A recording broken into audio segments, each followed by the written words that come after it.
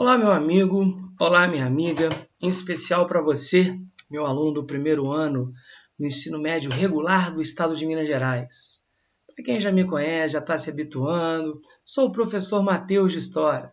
Para quem está chegando, sejam bem-vindos, porque a gente está dando continuidade à resolução do PET, que é o Plano de Ensino Tutorado, que foi disponibilizado para você, meu querido aluno, pela Secretaria do Estado de Educação de Minas Gerais, onde você vai ter uma série de conteúdos a ser avaliados de forma remota nesse momento tão difícil que todos nós estamos passando.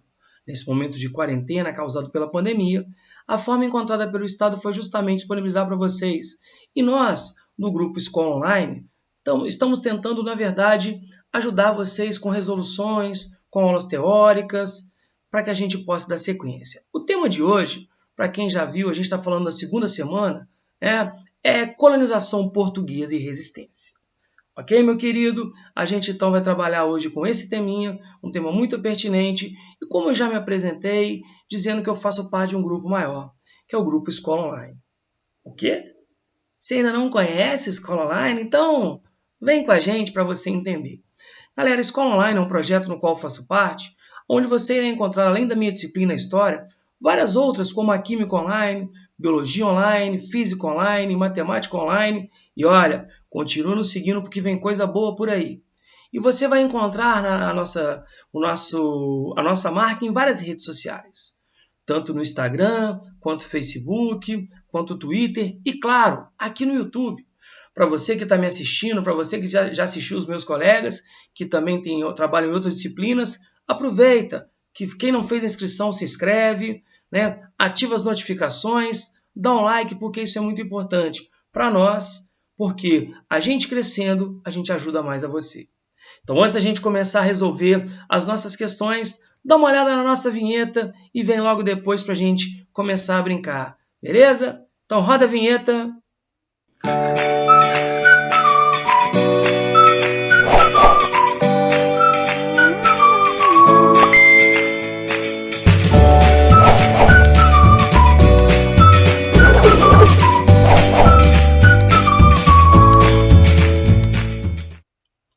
Bacana, né? Então agora vamos botar fogo em tudo e começar a funcionar. Bom, galera, olha só. Atividade 1, nós temos um texto, tá? Vamos trabalhar com esse textinho aqui para a coisa ficar fácil. Leia o texto. Motins, sedições e resistência escrava. As revoltas que eclodiram na América Portuguesa estão, algumas delas, intimamente ligadas às políticas metropolitanas. Ou seja, galera, aquela prática de domínio da metrópole, no caso do Brasil seria Portugal, adotados para a colônia. Outras derivaram de interesse específico dos vassalos de Portugal, servos de Portugal, como disputa por terras, por territórios de mando, enfrentamento de grandes potentados, reações às políticas das câmaras, entre outros motivos. Para se entender as revoltas, é preciso, primeiro, entender as relações que se estabeleceram entre metrópole e colônia. No caso, a gente pegar no caso do Brasil aqui, a gente fazer uma recordaçãozinha, a relação envolvendo Portugal e Brasil. Isso não é muito fácil, porque inúmeras interpretações historiográficas acerca de como essas relações foram configuradas, e cada uma dessas versões explica a eclosão das revoltas de forma diferenciada. Então, galera, existem várias correntes da historiografia que vão tentar explicar exatamente a crise do sistema colonial, a tal da independência. Vamos lá. Vamos trabalhar aqui, galera. Vejam vocês. Até algum tempo atrás, acreditava-se que a colônia estava totalmente submetida à metrópole e não possuía uma vida própria. Então, vejam, galera, tem uma primeira visão historiográfica aqui. Aquela que alega o seguinte, que a colônia não faz nada, ela é totalmente dependente, as pessoas só servem para quê? Para servir a metrópole. Essa interpretação defendia a ideia de que as colônias, em geral, eram satélites das potências europeias e só faziam responder os interesses econômicos metropolitanos. Nessa perspectiva, ficava difícil explicar como e por que as revoltas ocorriam, já que os colonos não possuíam interesse próprio. Então é aquela, você é tão dependente que você não consegue sequer o quê? Se levantar contra a sua metrópole.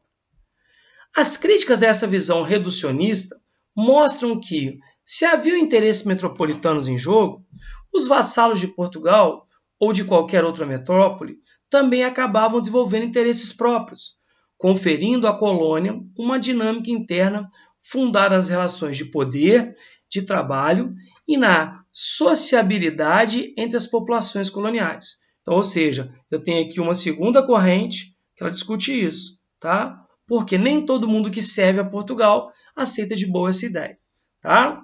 Essa perspectiva torna bem mais fácil explicar a eclosão das revoltas, tanto aquelas contrárias a determinadas medidas tomadas pelas metrópoles, como é o caso de impostos, como é o caso da pressão feita em relação às suas colônias, quanto as que surgiam fruto de conflito entre os próprios atores coloniais. Por exemplo, galera, vocês vão lembrar da Guerra dos Emboabas, a briga entre o quê? Os bandeirantes, os portugueses, no caso os paulistas e os portugueses, a ideia da Guerra dos Mascates, entre o quê? Comerciantes de Recife e fazendeiros de Olinda. Mas vamos lá, uma segunda corrente historiográfica.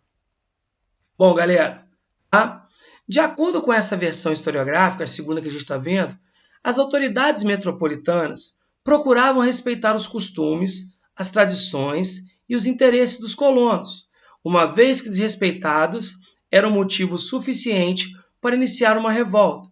Havia convenções estabelecidas entre o rei e seus vassalos, que deviam ser observadas para manter a paz na colônia. Entretanto, muitas vezes as convenções foram desrespeitadas. Então, essa versão aqui já fala o quê? De uma certa autonomia da colônia. Beleza? Recentemente, uma nova interpretação da administração portuguesa, então quer dizer, se eu estou falando de uma nova interpretação historiográfica, estou me referindo a uma terceira corrente.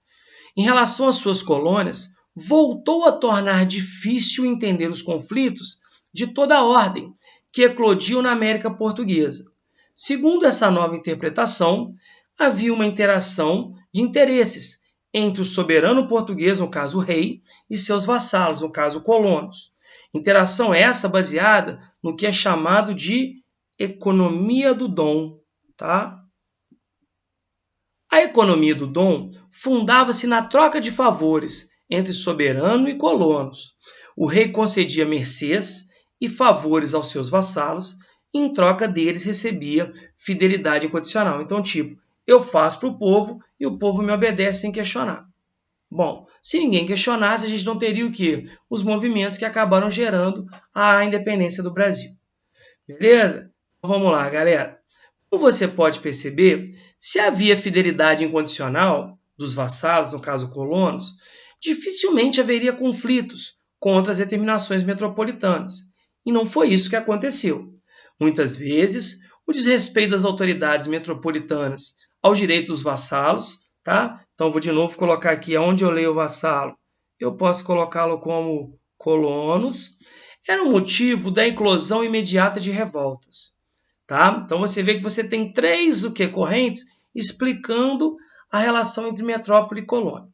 Outra questão teórico-conceitual importante é a divisão das revoltas ocorridas na América Portuguesa. E aonde eu leio América Portuguesa, eu leio Brasil. Perfeito? Em movimentos de contestação e movimentos de oposição. Nessa perspectiva, movimentos de contestação são aqueles chamados de nativistas, que não se colocavam em pauta a separação de sua metrópole. Esses movimentos seriam característicos da primeira metade do século XVIII, ou anteriores a essa data. Alguns autores também vão chamar as rebeliões nativistas, vejam vocês, galera, tá? De movimentos sem projeto. Como assim movimentos sem projeto? São movimentos que não têm um projeto ainda de independência, de separar o Brasil de Portugal, tá? Chamado por eles aqui de movimentos de contestação, tá? Também chamados de nativistas. Beleza? Então, os movimentos de oposição seriam aqueles que pretendiam se livrar do jugo metropolitano e seriam caracterizados mais especialmente pelas inconfidências, características da segunda metade do século XVIII, conjuntura em que, por suposto, as ideias iluministas como liberdade e igualdade passaram a ter influência nos homens letrados da colônia, e as revoluções americanas, no caso a independência dos Estados Unidos e a Revolução Francesa, foram exemplo para as conjurações da América Portuguesa. Por exemplo, quem não se lembra da Conjuração Mineira, tá? Paralelo a ela aconteceu a Conjuração Carioca. Mais tarde, em 1798, eu tive o que? A Conjuração Baiana. Tive também a Revolução Pernambucana, temática da nossa primeira aula, não foi? Hoje já é possível discordar dessa posição. Todas as revoltas coloniais tiveram muitas faces. Elas não foram só de contestação ou só de oposição. Há movimentos de oposição nas primeiras décadas do século XVIII, assim como os de contestação no final dos 700, de acordo com o arsenal conceitual adotado por essa postura historiográfica. Então vejam, mas o fato é que a gente vai ter que começar a entender a origem e o porquê desses movimentos. Ok, galera? Então vamos lá. Tá?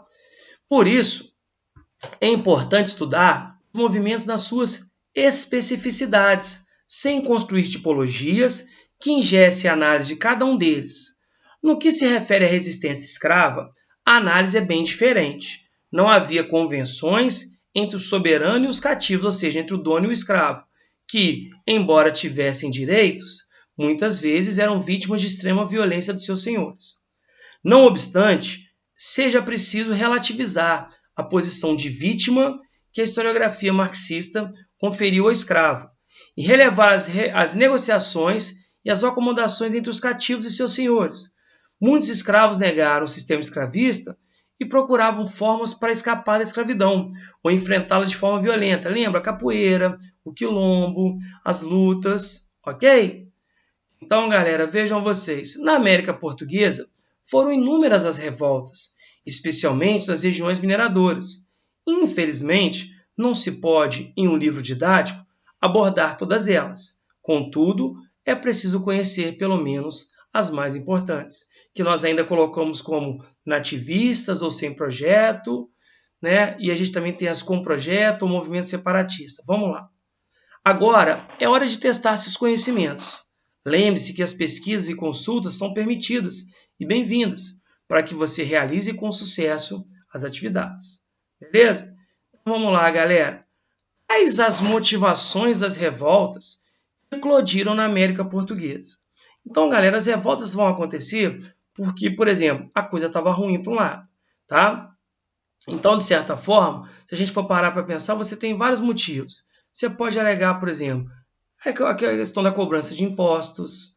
Você pode, por exemplo, falar sobre o atraso econômico gerado pelo Pacto Colonial, a violência com que a população local é tratada, né? Então vejam vocês, galera, olha só. Se nós formos pegar de acordo com o que foi apresentado, olha só.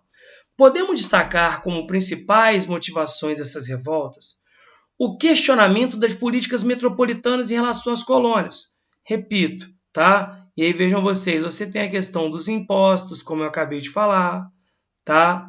Você pode citar também a questão seguinte, do atraso econômico causado pelo Pacto Colonial. Você pode falar sobre a relação da violência com que a população local é tratada, pela opressão, pela pouca participação, como também destacamos questões regionais, que alguns colocam como rebeliões nativistas, que envolviam disputas locais de terra, conflitos por poder local, questionamento de autoridade, tá? Além dos movimentos que levantaram a bandeira da separação entre metrópole e colônia. Então, normalmente, galera, eu falo que essas motivações elas têm muito a questão econômica, tá? Deixa eu ver se eu acho aqui, eu vou colocar em azulzinho para ficar fácil vocês entenderem. Acho, galera, que tem muito a ver com a questão da economia. As grandes rebeliões elas têm muito a ver com a questão de economia. Igual eu falei, um dos fatores que mais gerou problema, a questão dos impostos. Lembra quando, na verdade, o governo resolveu criar as casas de fundição, eclodindo a revolta de Vila Rica? Lembra quando o governo resolveu implantar a derrama, criando a Conjuração Mineira? Tá? Então, como eu falei também, você pode falar a questão do que, galera? Do atraso econômico causado pelo Pacto Colonial, né? Onde você meio que é obrigado a mandar tudo para a metrópole. Agora, eu também não posso destacar, galera, a forma com que eu falei para vocês, a população local é tratada, com a questão de violência. Então são motivos que fazem com que você tenha o quê? Revoltas, tá? Aí o que a gente vai começar a perceber aqui? Que vai diferenciar se ela tem um projeto de separação, se é um movimento local, perfeito? Mas aqui nós temos as motivações. Galera, tá me acompanhando? Tá entendendo o raciocínio? Beleza? Então vamos lá, vamos seguir. Beleza, galera? Então olha só. Quais são as interpretações historiográficas acerca das relações entre colônia e metrópole? Como a gente viu no texto lá, galera, eu acabei marcando para facilitar para vocês, mas eu tenho certeza que você já tinha encontrado. Nós vimos 3 interpretações. A primeira, de uma o quê? De uma total dependência da colônia, que nunca questiona o domínio da metrópole. A segunda, de uma certa autonomia, tá? Tanto da metrópole quanto da colônia, que dá à colônia o direito de reclamar. E a outra da tal da economia do dom, de uma possível fidelidade, tá? Então são basicamente, de acordo com o texto aí, 3 correntes. Olha lá, galera. As interpretações historiográficas apresentam versões como, por exemplo, a de uma total dependência da colônia. Então vejam aqui, tá? Primeira versão, impossibilitando assim qualquer movimento de questionamento. Entretanto, existe uma interpretação que contesta essa ideia, que seria a segunda corrente, onde destaca uma certa autonomia da colônia e que, quando ameaçada, geraria o conflito. E até a mais recente é que baseia-se o quê? Na economia do dom, que destaca uma troca de favores entre rei e colonos em troca de uma fidelidade. Só que nós vimos que nem sempre essa fidelidade é cumprida, e se ela não é cumprida, ela acaba por desencadear as chamadas rebeliões. Show de bola? Então, uma questãozinha de interpretação historiográfica, que se você acompanhou, a sua linha de raciocínio está cada vez mais o quê? Mais afinada, beleza? Então vamos lá, vamos seguir? Show de bola? Dá para acompanhar? Tá tranquilo? Então, galera, vem comigo. Bom, na sua opinião, qual dessas interpretações historiográficas explica melhor a eclosão das revoltas da América Portuguesa? Galera, como a gente está vendo aqui, se é na sua opinião, é uma resposta pessoal. Deixei claro para vocês. Mas eu, particularmente, eu meio que abomino a primeira.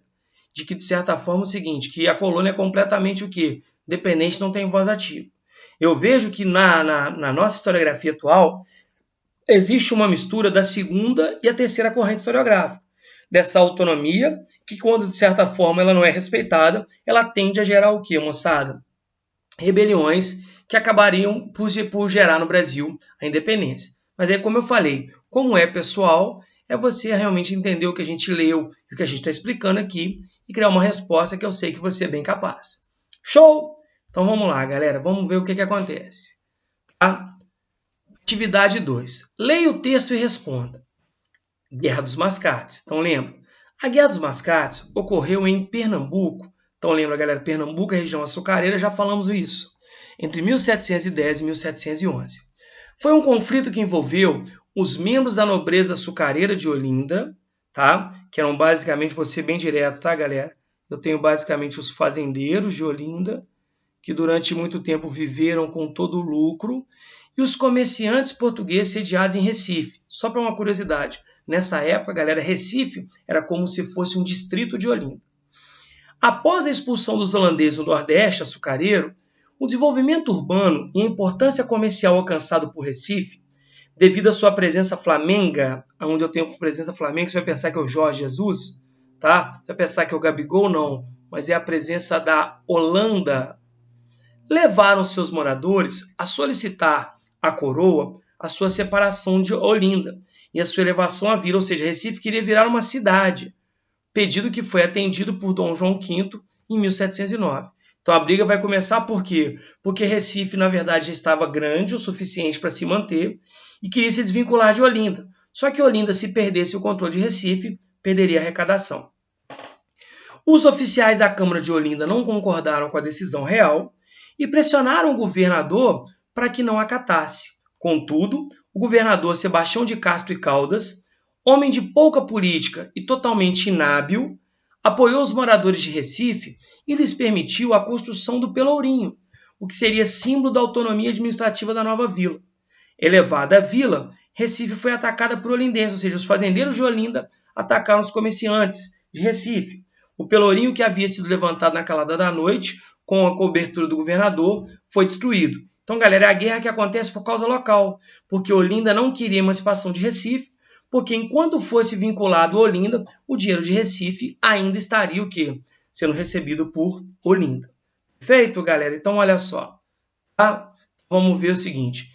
Em que medida essas novas funções dos comerciantes portugueses foram determinantes para a eclosão da Guerra dos Mascates? Galera, quem eram os comerciantes portugueses? Aqueles que viviam em Recife. Então, o que aconteceu? Pelo crescimento econômico, tá, da região de Recife, o que esses comerciantes então alegavam? O crescimento gerado por eles fez com que a população comprasse a ideia de emancipar, de que Recife virasse uma vila autônoma e independente e que, na verdade, todo o dinheiro de Recife seria gasto por Recife, não seria enviado para Olinda. Então, o crescimento da economia de Recife vai ser um dos fatores que o quê? Que motiva a emancipação e que, por sua vez, gera o quê? O descontentamento dos fazendeiros de Olinda. Show de bola? Então, olha lá, galera. Em detrimento à decadência dos produtores de açúcar de Olinda, então, como eu falei, os fazendeiros, os nobres açucareiros estavam em decadência, os comerciantes de Portugal, que na verdade aqui, esse desenho aqui está sobrando, tá? Os comerciantes portugueses alegavam que a prosperidade do comércio de Recife era que sustentava a nobreza falida de Olinda, fazendo com que esses mascates, que na verdade são os comerciantes recifenses, buscassem sua autonomia política e administrativa, ou seja, o que é isso? Eles buscassem se emancipar para que eles se transformassem numa vila, e nós sabemos que uma vila, quando cresce, tende a virar uma cidade. E aí eu teria o quê? A minha própria arrecadação. Então, por não concordar com isso, você tem o quê, galera? Você tem o desenrolar da Guerra dos Mascates. Show de bola, galera? Vamos lá. Tá? Atividade 3, se não me engano, a última. Leia o texto e responda. A palavra emboaba, de origem tupi, significa pinto calçudo. Poxa, tudo bem, pinto calçudo? Aquele que usava calçado. Era a alcunha empregada pelos paulistas para se referir a todos os forasteiros. Por esta época, os paulistas constituíam um grupo muito peculiar, dotado de uma identidade cultural formada de 2 séculos. Tá? E galera, não tem como negar que quando eu falo dos paulistas aqui, eu vou dar muito destaque, galera, para a formação, deixa eu segurar aqui para não balançar, para a formação dos bandeirantes, que acabaram por desbravar o Brasil. Então, muita gente fala que os paulistas, né? Tanto é que se você olhar a maioria das rodovias que te levam e que te tiram de São Paulo, elas têm nomes de bandeirantes. Raposo Tavares, Fernão Dias, Borba Gato, Anhanguera, tá? Naturais das vilas de São Paulo, orgulhavam-se de ter descoberto as primeiras minas de ouro em meio do sertão inóspito. E por essa razão, reivindicavam para si o direito de conquista. Então, o que os paulistas, os bandeirantes, alegavam? Se alguém é dono do ouro, sou eu, porque eu descobri. Isso é, a posse e o domínio sobre a região mineradora. Em meio à multidão de forasteiros, porque quando você descobre o ouro, o Brasil também vai viver. Se nos Estados Unidos eu tive lá o Far West, né, preconizado pela ideia do cowboy, o Brasil, quando descobre o ouro, galera, você passa a ter o Faroeste, tá?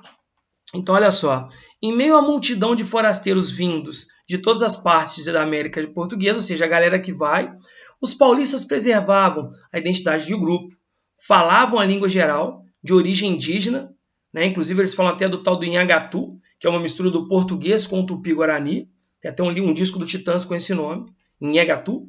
Tinham práticas culturais mestiças, como a arte de sobrevivência nos matos, vestiam-se de forma estranha, recusando-se a usar calçados.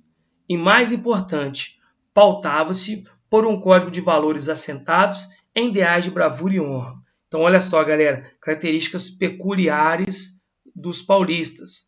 Então, galera, eu estou me referindo o quê? Eu estou me referindo aos paulistas, entendendo, claro, que esses paulistas, galera, eles vão ser, né, aqueles que vão dar origem do movimento bandeirante. Ok?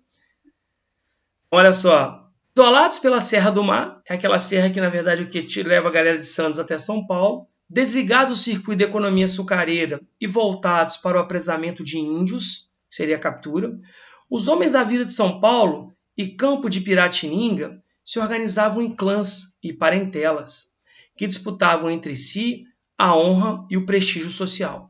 Mas não era somente isso que fazia dos paulistas um grupo à parte.